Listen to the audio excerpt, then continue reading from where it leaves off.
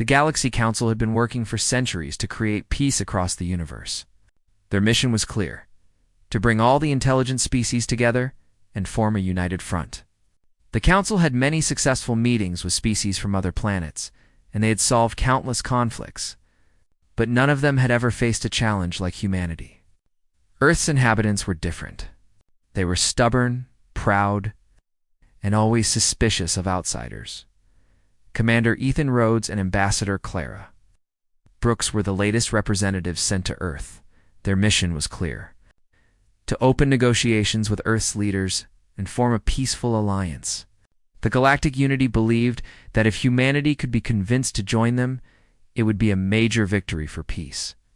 But they didn't know how hard it would be to deal with humans. Ethan and Clara had prepared for their mission for months. They studied Earth's history, politics, and culture. They learned about Earth's many nations, each with its own history of conflict and pride.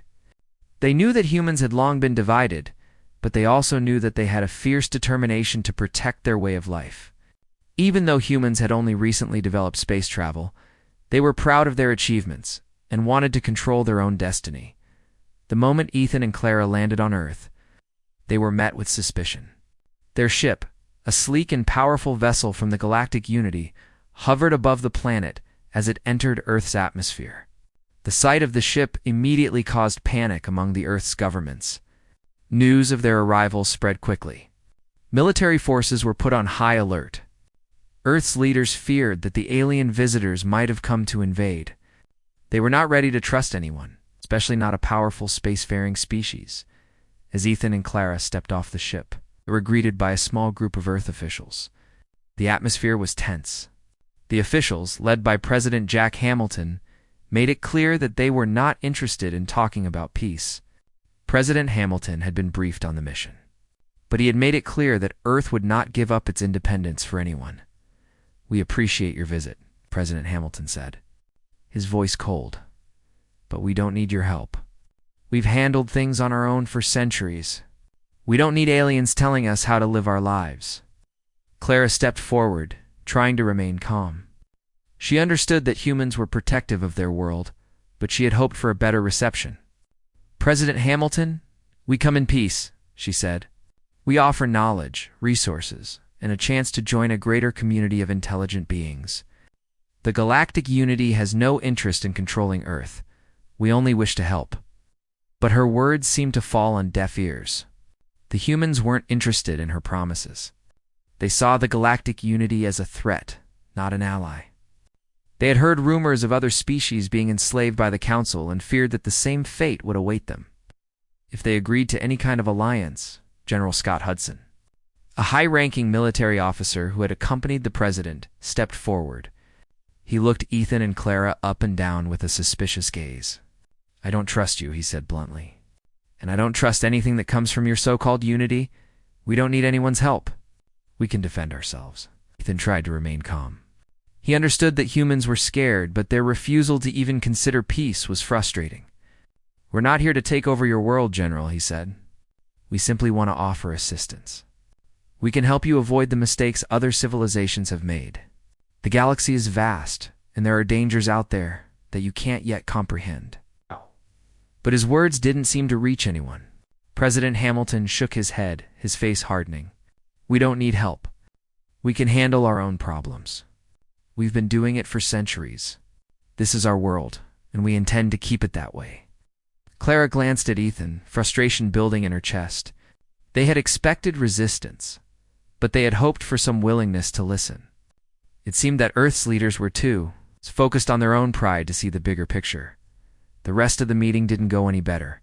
Ethan and Clara tried again and again to explain the benefits of joining the Galactic Unity. But each time, their arguments were rejected. Earth's leaders insisted that they didn't need help and that they could handle any threat on their own. As the meeting ended, Ethan and Clara were escorted back to their ship. The doors closed behind them with a heavy thud, and they both sat in silence.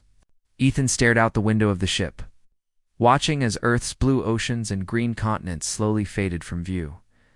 "They don't trust us," Clara said, her voice tinged with frustration. "They don't even want to listen." Ethan nodded. It's worse than I thought. They're afraid, and that fear is stopping them from seeing the bigger picture. I don't think they realize how much danger they're in, Clara sighed. We've tried to explain everything, but they won't listen. I don't know what else we can do, Ethan thought for a moment. We have to find a way to make them understand. We can't give up on Earth. There's still hope. But deep down, both of them knew that things had gotten more complicated than they had ever imagined. Humanity was a proud species, and their refusal to even consider peace was only the beginning of a much larger problem. As the ships soared into the stars, Ethan and Clara knew that they would have to go back to the Galaxy Council and report their failure. They didn't know what the future held, but they were certain of one thing. Humanity's refusal to even consider diplomacy would have far-reaching consequences for both them and the galaxy as a whole. The mission was far from over. But for now, it felt like the first step in a long and difficult road. Ethan and Clara returned to the Galaxy Council's headquarters, feeling defeated. They had failed in their mission to convince Earth's leaders to join the galactic unity. Their discussions had been met with suspicion, and the humans had rejected every offer they made. The moment they landed, the council members gathered in a large, dimly lit room. The air was tense as Ethan and Clara prepared to give their report. Admiral Olivia Blake, seasoned veteran of the Unity's fleet, was the first to speak. She had heard the rumors about humanity's resistance, but hearing it from Ethan and Clara made it feel real. "Tell us what happened," she said, her voice calm but stern. Ethan stepped forward, feeling the weight of the failure on his shoulders. "We tried. We really did. But Earth's leaders refused to listen to us. They are determined to remain independent. They see the galactic unity as a threat, not an ally." President Hamilton and General Hudson were particularly stubborn. "They believe they can handle any conflict on their own," Clara added. "They don't trust us. We offered help, but they rejected every single offer. Their pride is too strong. They want to control their own destiny, even if it means facing dangers they don't understand." The council members exchanged worried looks. They had expected some resistance, but this level of defiance was beyond anything they had anticipated. Admiral Blake's face hardened as she leaned forward. "This is not good. Earth is too important to be left isolated. If they won't join us willingly, we may have to reconsider our options." Ambassador Laura Simmons, a diplomat who had worked on countless peace talks, raised a hand. "We can't force them into an alliance. That would only make things worse. We need to find another way. There must be a way to break through their fear and pride." Ethan nodded. "I agree, but I don't know how. They won't even consider negotiating. They see us as invaders, not friends. We've done everything we can." The room fell silent as the council members thought about their next move. Clara stared out of the window, looking at the stars. She couldn't help but feel a sense of disappointment. They had come so close to bringing Earth into the fold, but now it felt like they were farther away than ever. "What if we try a different approach?" Ethan said suddenly. "What if we appeal to their leaders on a more personal level? Maybe if we show them that we're not just a group of alien beings trying to control them, they'll be more willing to listen." Laura raised an eyebrow. "You're suggesting we speak directly to President Hamilton and General Hudson again?" Ethan nodded. "Yes, but this time, not as representatives of the galactic unity. We could speak to them as individuals. Show them that we understand their fears and concerns. Maybe if they see that we're not here to take over, they'll be more open to discussions." The council members exchanged uncertain glances. It was a risky plan, but they had few options left. Olivia Blake finally spoke. "It's a long shot, but it might be our best chance. We can't afford to lose Earth. We'll support you in this, but you'll need to be careful. The human leaders are distrustful, and any mistake could make things worse." Ethan and Clara both agreed. They would try again, but this time they would do things differently. They knew it wouldn't be easy, but they were determined to give it one more shot. The following week, they returned to Earth, hoping that their new approach would work. This time they didn't land in a large, imposing ship. Instead, they came in a small, unarmed vessel. They didn't want to give the impression that they were bringing more military force. They just wanted to talk. President Hamilton and General Hudson were still on high alert. They had received word that the Galactic Unity representatives were returning, but they had no idea what to expect. The moment Ethan and Clara stepped off their ship, they were greeted by armed guards. The tension was thick. President Hamilton's expression was one of deep suspicion. "I don't know why you've come back," President Hamilton said, his voice sharp. "But I'll warn you now, we're not changing our stance. We won't join your unity." Clara took a deep breath. "We're not here to force you into anything. We just want to talk. We want to understand each other better. We're not enemies." President Hamilton's eyes narrowed. "You expect me to believe that? After everything that's happened?" "We know you're afraid," Ethan said, stepping forward. "But we're not your enemies. We just want to help. We understand that you want to keep control of your world, and we respect that. We're not here to take that away from you." General Hudson scoffed. "If you're not here to control us, then why are you so insistent on joining us with your unity? What's in it for you?" Clara replied, "It's not about what's in it for us. It's about the future. The galaxy is full of threats that you don't even know exist. You're not alone out here. And if something happens, you'll be vulnerable. We're offering you a chance to be part of something bigger, to share knowledge and resources that could help you survive." There was a long silence. Ethan and Clara could see the conflict in President Hamilton's eyes. He didn't trust them, but there was a part of him that couldn't completely ignore the truth in their words. He knew that Earth wasn't prepared for every danger the galaxy might throw at them. "You think we need you?" President Hamilton said slowly. "But we've survived on our own for centuries. We'll continue to do so." Ethan sighed. "We're not saying you can't survive. We're saying that joining the Galactic Unity would give you a better chance of thriving. Earth could be part of something greater, something that would protect you from dangers you can't yet understand." President Hamilton stood in silence for a moment. He was weighing his options, but his pride was still a barrier. He didn't want to admit that he needed anyone's help.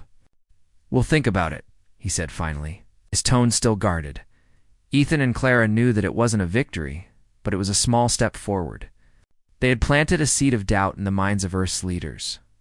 Now all they could do was wait and hope that Earth would come to realize that their future depended on cooperation, not isolation. Days turned into weeks, and the situation on Earth remained tense. Ethan and Clara had done their best to plant the seeds of doubt in the minds of President Hamilton and General Hudson. But despite their efforts, Earth's leaders refused to change their stance. They remained proud and determined to face the future alone. The threat of alien interference was too great for them to ignore. The humans could not trust anyone, especially those they saw as powerful outsiders. Back in the Galaxy Council, the news was not good. The council members were growing impatient. Admiral Olivia Blake, who had been monitoring the situation, was the first to speak. "We can't keep waiting. Earth is becoming more and more isolated. If they continue to refuse our help, they will face terrible dangers." Ambassador Clara Simmons, who had been part of the early discussions, agreed. "We can't force them into an alliance, but we also can't ignore the reality. Earth is not ready to face the dangers that lie beyond their world. The galaxy is full of threats they cannot even imagine." Ethan and Clara knew that the situation was becoming urgent. The longer Earth refused to listen, the more dangerous things would become.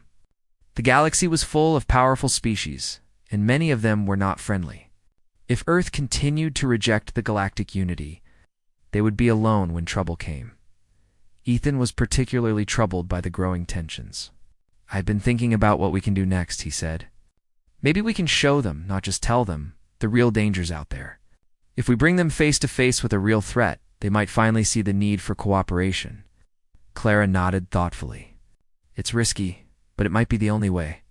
If we could get them to witness a real danger, they might finally understand that we're not just trying to control them. We're trying to protect them." The two of them began to form a plan. They knew it would be dangerous, but they were running out of options. They couldn't keep waiting for Earth to change its mind. The council needed to act before it was too late. Ethan and Clara returned to Earth, hoping that their new strategy would work. They had a plan to demonstrate a real threat to the humans. It was a risky move, but they were desperate. The council had authorized them to do whatever it took to make Earth understand the gravity of the situation. As they arrived, they were met by the same cold reception. President Hamilton and General Hudson were still firmly against any kind of alliance. They refused to believe that the galactic unity had anything but selfish motives. They were still convinced that their independence was at risk. This time, Ethan and Clara didn't ask for a meeting with the two leaders. Instead, they decided to take a different approach. They would show Earth firsthand what they were up against. They reached out to President Hamilton with a simple message. We need to speak with you, face to face. This is not a negotiation. This is a warning. The message was simple, but it carried weight. President Hamilton agreed to meet, but only because he didn't want to risk angering the visitors. Ethan and Clara took President Hamilton and General Hudson to a remote location on Earth. Far from the bustling cities and military bases, the place was quiet, almost empty. With only a few scattered buildings and fields stretching out as far as the eye could see, they had brought Hamilton and Hudson here to witness something that would change their minds. As the two men stood beside Ethan and Clara, a strange noise filled the air. It started low, almost imperceptible at first, but it grew louder by the second. The ground began to shake, and the sky above darkened. From the distance, something moved at high speed toward them. It's here, Ethan said quietly, his voice tense. You need to see this. In the distance, a large ship appeared. It wasn't like anything Earth had ever seen. It was enormous, dark, and menacing.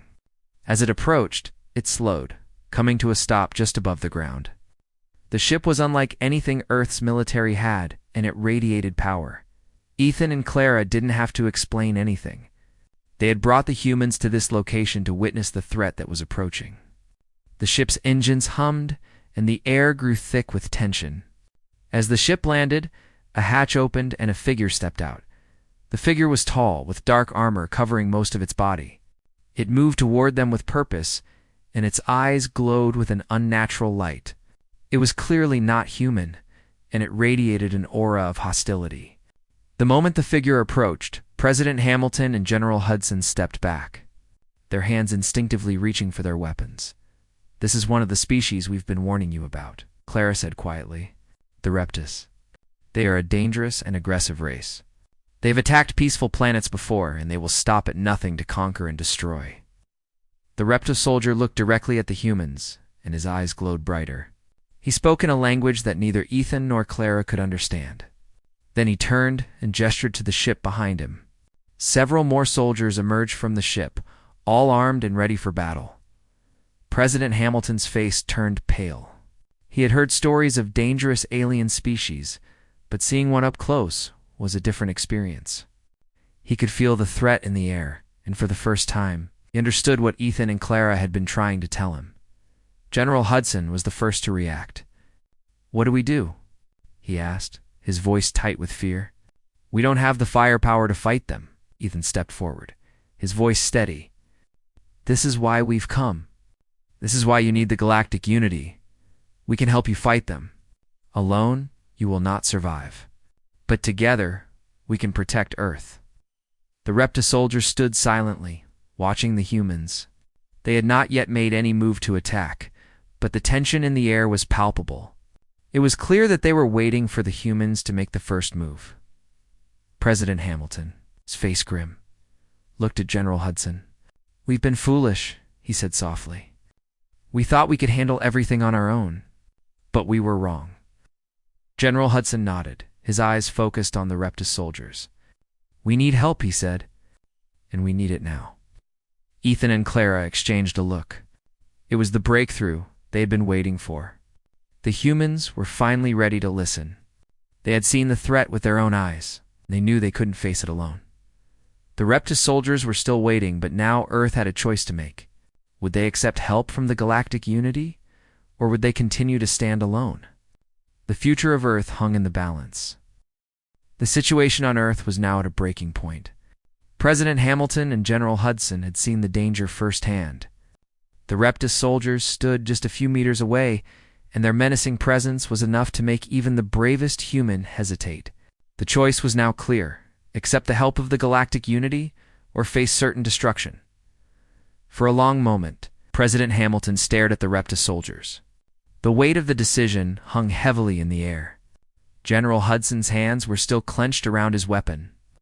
But even he knew that fighting the Reptos with Earth's current technology would be futile. They were outmatched. And the truth was undeniable. Hamilton turned to face Ethan and Clara. The anger in his eyes had faded, replaced by a look of grim realization. "What do you need us to do?" he asked quietly. His voice was steady, but the fear behind his words was clear. "We don't have much time." Clara stepped forward, her voice calm but urgent. "We need your military to stand down. The Reptas are here to test you, to see if you will resist. If we don't act quickly, they will attack, and Earth will be left defenseless. We need to show them that we are united, not just Earth and the galactic unity, but everyone who values peace." General Hudson hesitated, but then nodded. "We'll stand down, but we need your help. You said you could defend us, but we don't even know how. What are you asking of us?" Ethan glanced at Clara before answering. "We're going to form an alliance, but this isn't just about Earth's survival. It's about sending a message to the rest of the galaxy. If we stand together, we can defeat the Reptos and any other threats that come our way. But Earth must be part of this. Your military forces need to integrate with the Galactic Unity's technology. We can teach you how to defend your world, how to fight smarter, and how to use the weapons we've developed." Hamilton and Hudson exchanged a look, their eyes filled with uncertainty. They had always prided themselves on Earth's independence, on their ability to handle things without outside help. Now, they were being asked to give that up, to trust an alien force. It was not an easy decision. "How do we know you can actually defeat the Reptas?" Hamilton asked. "What makes you so sure that your technology will work against them?" Clara was quick to respond. "We have faced the Reptos before. We've fought them on other planets, and we've won. Their strength is in their numbers and their surprise attacks. But with our advanced defense systems, we can turn the tide. We can protect your world if you trust us." The Reptas soldiers continued to watch silently, their glowing eyes fixed on the humans. They hadn't made any aggressive moves yet, but their presence was a constant threat. Every second they waited was a second closer to a potential attack. Hamilton's face softened. But the decision weighed heavily on him. He had always believed that humanity should stand on its own, but now, standing in the shadow of the Reptas soldiers, he realized that some battles couldn't be fought alone. Earth was small, vulnerable, and there were enemies out there that they couldn't hope to defeat without help. "All right," Hamilton said finally, his voice filled with resolve. "We'll work with you. But this is a partnership. We're not handing over control. Earth will remain sovereign." Ethan nodded. "We wouldn't have it any other way. This is about cooperation, not control. The galactic unity respects your sovereignty, and we will protect your right to govern yourselves. But together, we can defend your world." With the decision made, the next steps were clear. Earth's military, along with the Galactic Unity's forces, began to work together. Ethan and Clara began to share their technology with Earth's engineers, teaching them how to use advanced energy shields and weapons that could stand up to the Reptos. The humans were eager to learn, but they still struggled with the idea of relying on alien technology. It was a hard pill to swallow, but they had no choice. General Hudson, who had once been so opposed to the idea of the galactic unity, now found himself working side by side with their officers. At first, the collaboration was awkward. Earth's soldiers were used to their own systems and methods. The Unity's technology was vastly different from what they were familiar with. But as the days passed, they began to see the benefits of working together. The Unity's shields were stronger than anything Earth had developed, and their weapons were far more advanced. The humans quickly realized that they could not afford to be proud or stubborn anymore. Meanwhile, the Repta soldiers remained close by, watching with their glowing eyes. They made no move, but their presence was always felt. Ethan, Clara, Hamilton, and Hudson knew that they were running out of time. The Reptas would not wait forever. The final test came sooner than expected. One evening, as the humans and the Unity forces were finishing their training, the Reptas ship suddenly moved. The massive vessel rose from the ground and took off into the sky. It wasn't just leaving. It was preparing to attack. "This is it," Clara said, her voice calm but urgent. They're going to strike now. Ethan turned to Hamilton and Hudson. We've trained for this. It's time to defend your world. The humans quickly organized their forces, with General Hudson taking charge of the military. The Galactic Unity's fleet was already in orbit, ready to defend Earth. The two forces, now working as one, prepared to face the REPTUs. As the Reptus ship descended, firing its weapons, the humans and the Unity forces activated their new defenses. Energy shields flared to life around Earth's major cities, absorbing the impact of the Reptos weapons.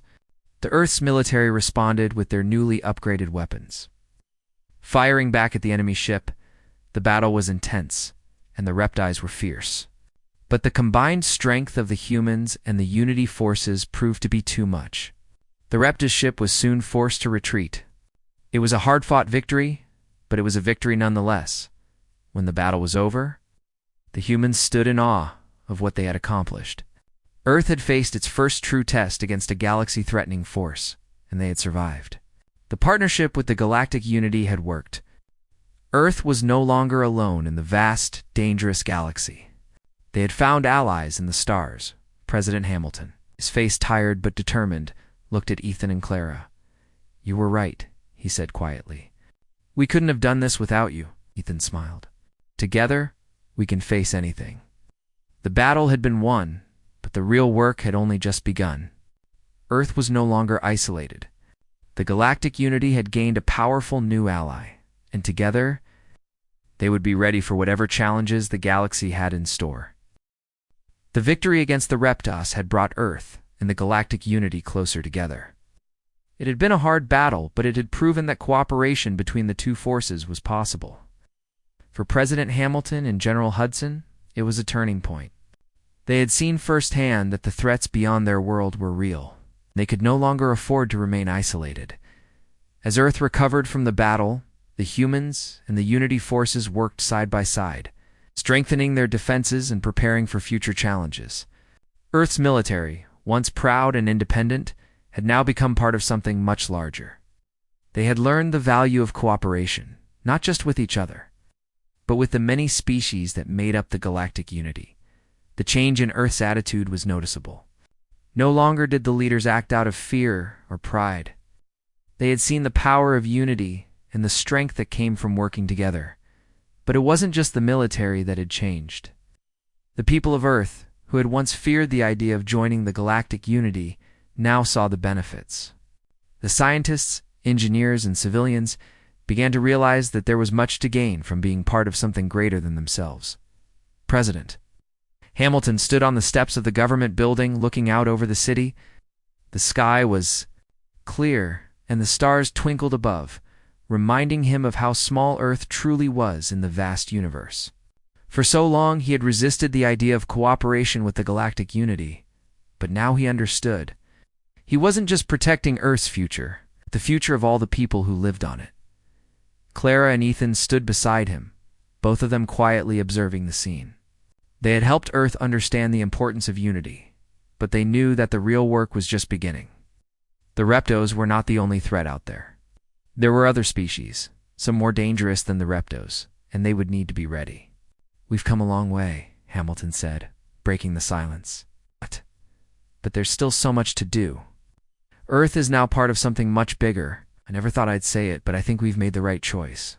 Clara smiled. You've made the right choice. Together, we're stronger. We'll be ready for whatever comes next. Ethan nodded. You're not alone anymore. The Galactic Unity stands with you. We're all in this together.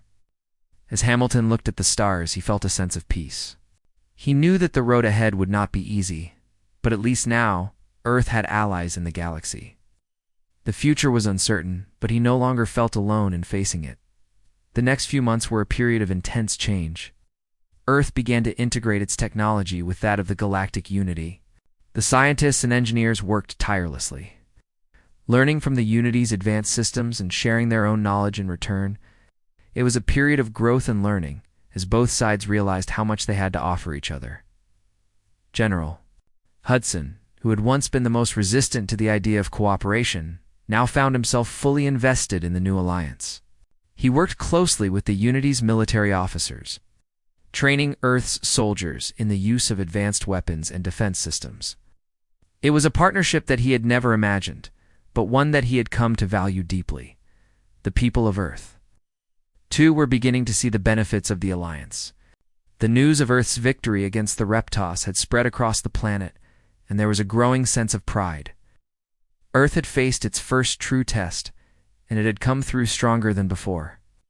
The citizens felt safer knowing that they were no longer alone, that they had powerful allies who would stand beside them in times of danger. But despite the growing unity, there were still challenges. Not everyone on Earth agreed with the new alliance. There were those who felt that Earth's sovereignty had been compromised, that by working with the galactic unity, they were giving up too much of their independence. There were protests in the streets with people demanding that Earth return to its isolationist ways. Hamilton and Hudson knew that they had to address these concerns. They couldn't force the people to accept the alliance, but they had to show them why it was important. They spent hours speaking to crowds, explaining the dangers that still existed in the galaxy and the need for cooperation. It was a difficult task, but they were determined to make the people understand. "We've seen the dangers firsthand," Hamilton said in one of his speeches. "We've seen what happens when we refuse to work together. The Reptus came to Earth, but there are others out there who are just as dangerous. If we stand alone, we will be vulnerable. But if we stand together with the galactic unity, we will be strong. This is not about giving up our independence. This is about protecting our future." Over time, the protests began to fade. People began to see the truth in Hamilton's words.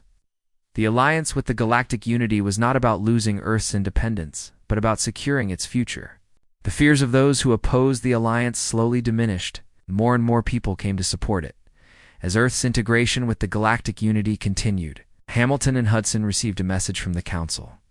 The message was simple, but it carried great weight. The galactic unity wanted Earth to be part of something even bigger. A new coalition of planets and species dedicated to maintaining peace and security throughout the galaxy. This was the next step in Earth's journey. The galactic unity had shown them the way, and now Earth would become a leader in this new coalition. It was a role that Hamilton had never expected, but one that he had come to accept with pride. As the message was broadcast to the people of Earth, Hamilton stood before the cameras, a smile on his face. "Today marks the beginning of a new chapter for Earth. We are no longer isolated. We are no longer alone.